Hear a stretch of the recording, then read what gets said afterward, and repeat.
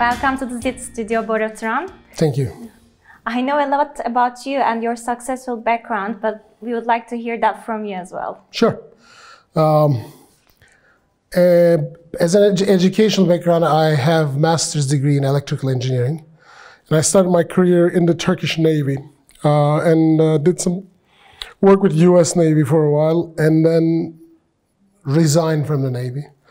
Then I started working for Ernst & Young Istanbul office as a technology consultant. And then I moved to San Francisco Ernst & Young office.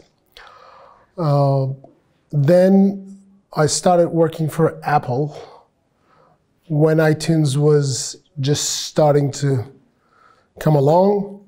And I've been there for 5 years. And I left and moved to Istanbul in 2010.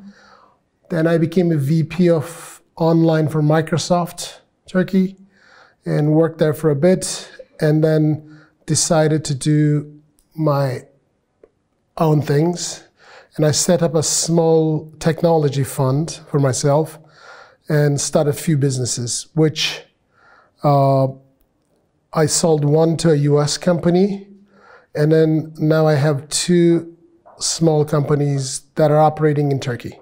One being a content distributor, which gets content from Turkish companies, producers and labels and independent artists, and distributes them to platforms like iTunes, Spotify, Netflix, and vice versa. And another company that buys and sells digital goods from places like Google, Amazon, Apple, and sells them to consumers via banks and GSM operator applications, wallet applications, and things of that nature. Oh, interesting. Yeah. And how do you differentiate with those two companies? Like, there are many players in the field, and like, what are the unique points of these companies? So when I wanted to start a company, I look at two things. One, there are a few industries that I like to work in. One being health, the other being entertainment, the other being education, and the other being finance. So first I look at those and if there's any opportunities. And the second thing I look at is when I wanted to be involved in that sector, I try to find businesses that requires technology investments and hard to get in. So meaning if I set up that company, the competitors would have hard time, A, building the technology, B, getting where you are in terms of deals and relationships and all that. So both my companies are difficult to get in. To be able to be a content distributor, you have to have a signed deal with Apple, which is pretty difficult. Or to be able to sell Google gift cards, you have to have a deal with Google. That's a difficult thing to do. Plus, both have a lot of technological investment required for you to be able to do the business after you sign those deals. And how do you, what does talent mean to you? And like, when we consider these two companies, how many people are working in each of them? So the other thing that I do in my business is I try to keep them super lean. For example, the code business has got 2 headcounts. One technology headcount, one operations headcount. And the other business is 5. And I learned this when I was working for Apple. We were running a global operations team in charge of pricing for world, which consists of 1 person. We try to automate everything. So back to your question, talent means a person who's capable of doing multiple tasks, a person with the attitude to be able to do anything, right? And a person who wants to learn. So I consider this a talent. And when I see a talent like that, we try to bring him on. You catch the talents. Yeah, hopefully. Yeah, hopefully. Yeah. And what is the greatest risks of these two businesses? What gets you out of bed in the morning? So one business, I think for all businesses that I had and I have today is my biggest risk is the change of environment regulatory framework. When those change, business get impacted. For example, there was a recent change that the government wanted to exercise on VAT. That impacted both my businesses. So I had to go and appeal for those to Ankara to figure out, was it relevant to my business, and which I think is not. And if not, how can we get an exception? Yeah, so like financial bumps on the way, and like not necessarily financial bumps, but regulations change based on political environment. So that was my biggest risk, because as I said before, my business are typically relying on technology and deals. So technology, even it changes, my companies are technology companies, so we can adapt to it. And deals, I think the way we do business, once we have a deal, we typically stick with that deal, our partners stick with that deal. The thing that we cannot control is the regulations. When they come up with a new regulation, all of a sudden business changes. And speaking about adoption, do you have an expansion plan globally? You're already working with global brands. I do. Another thing I did not mention before is when I try to build a company, I just want to make sure they're scalable. I don't build a company that does not scale. I always look at from the perspective that if I do this, if I try this in Turkey, can I take that to somewhere else, right? I never want to do a local business. Both of my businesses, I think, graduated from the initial state. So now it's time for me to scale those up. So yes, I always have the aim to scale them up globally if possible. Interesting. And what will be the break-even point for your companies? So if you're talking about financial break-even, both companies were break-even, cash positive from day one. So because we were a software company, we had a lot of code already built in. So we take those codes and build the platforms. And if we want to do another business tomorrow, that would be the same thing. We'll take those, it's like Legos, right? We put them together. So our initial cost, although if somebody else wanted to do it, would be quite huge, but for us it was not a lot. So we use that in many places, so we didn't have a lot of CapEx. Hence, both businesses, when they started, they were cash positive from the first day. So if that was not the case, potentially a year or so would make it cash positive. And the other thing we do when we do businesses, when we start businesses, we don't employ a lot of people initially. That goes back to the talent definition. We try to work with people who can do multiple things in multiple positions. So we take that core team and we apply that team to the new business, which I learned again from Apple, right? Apple takes best of his talents from different businesses and puts them into whatever new business they have. We try to replicate a very similar thing. So if you don't have a lot of technology costs and if you don't have a lot of headcount costs, the costs are minimal. Hence, you can get to break even really fast. I'll keep that in mind if I become an entrepreneur one day.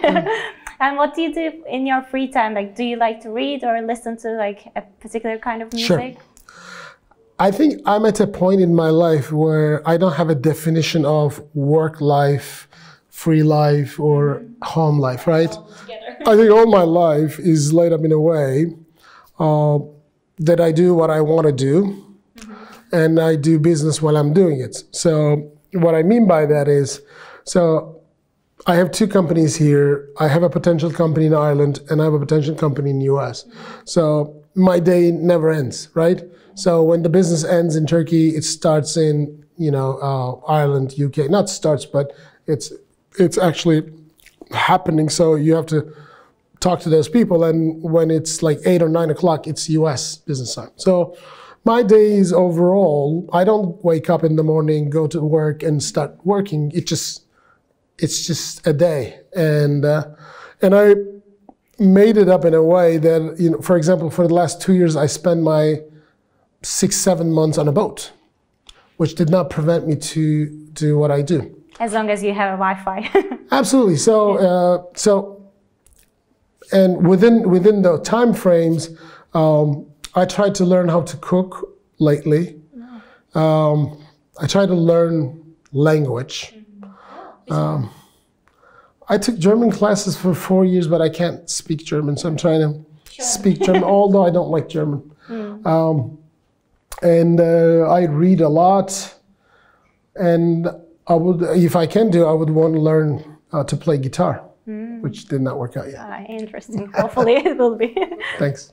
And do you diversify your investments, and like which investing tool is your priority when it comes to investing? So I think I'm not a good investor, meaning I did not invest, typically, I didn't invest any money to another company that it was not involved in. So all my investments were for my own businesses. But on the flip side, I think I'm not really good at getting money from others as well. So I never got any money from anybody.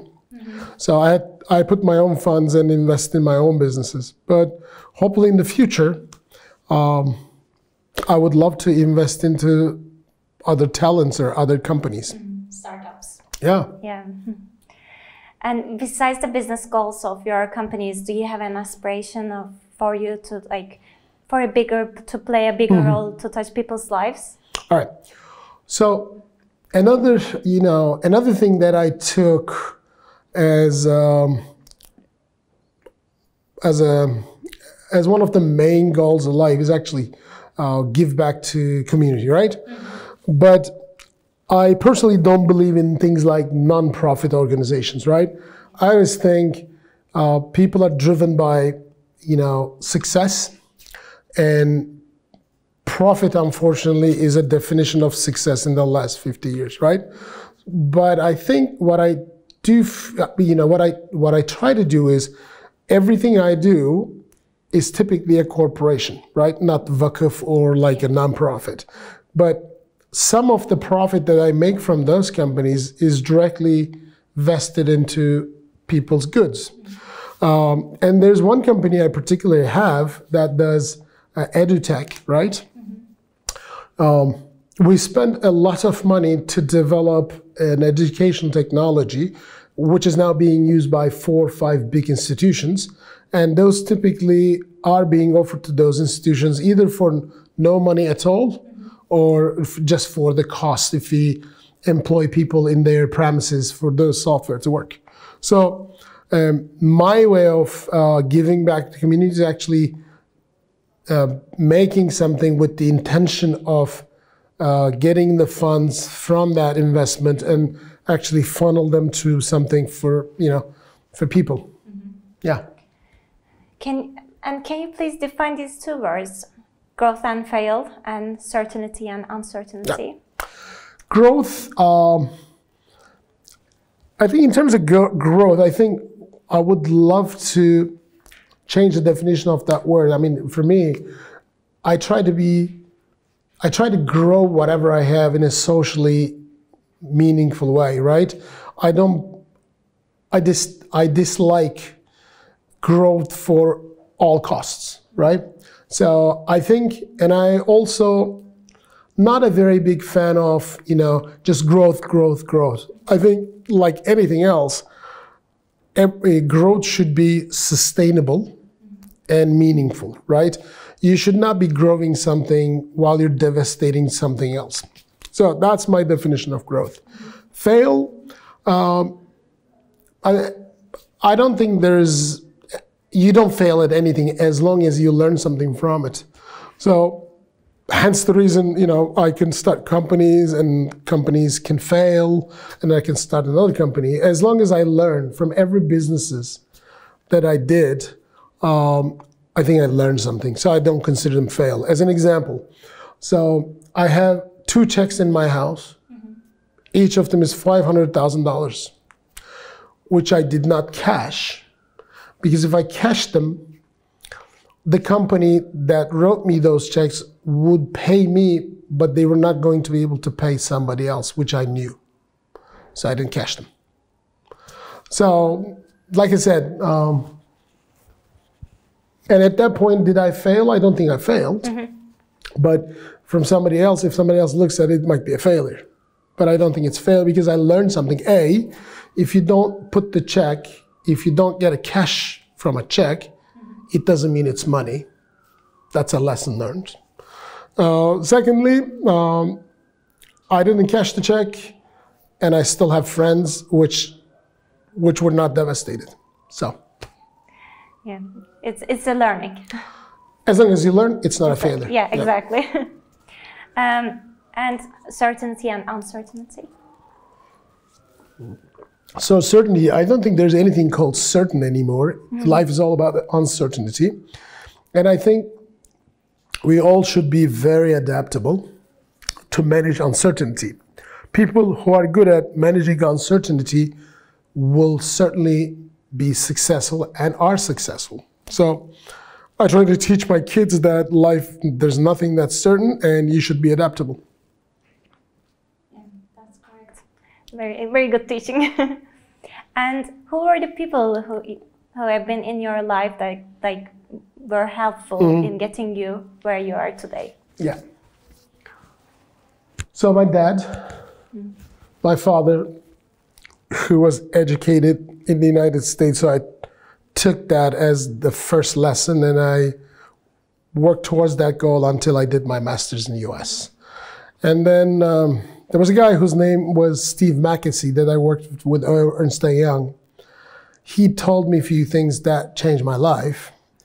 And there was another friend who is now running Amazon Sweden who told me a few things that changed my life too. So there are those people who change their lives, your life, when you can, if you listen to them. I'm sure there are other hundreds of people that told me something that if I did it, that would be a different path. But I either missed them or I didn't listen to them. So those three were the ones that I listened, and I did get a lot out of that because of listening to them. Interesting. Thank you very much for sharing your experience with us. Nice talking to you. Nice talking to you as well. Thank you very much for watching us, and see you in the next episode.